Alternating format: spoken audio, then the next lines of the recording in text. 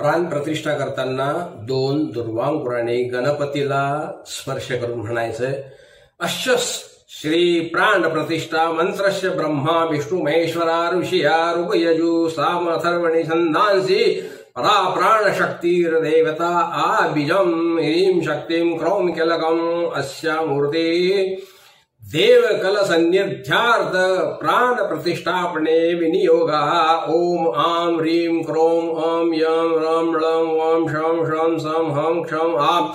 Cream ओम आम देवस्य प्राणा इह प्राणः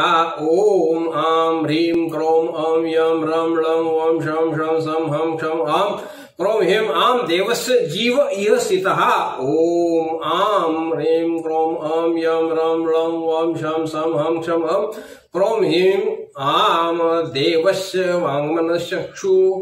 श्रोता जिह्वा घ्राण पाणिपाद पया शुद्धि सर्वेन्द्रियाणि सुखं चिरं तिष्ठन्तु स्वाहा ओम असिनतो पुनस्मारचक्षु पुनः प्राणमहितो जयी भोगम जोक्षेम सूर्यमुच्चर्यमाने मूळयान स्वस्ति। तामनामध्ये 1 पडी पाणी उजव्या हातावरून सोडून द्यायचं आणि नंतर दुर्वांकुराने गणपतीच्या पायाला स्पर्श करायचं।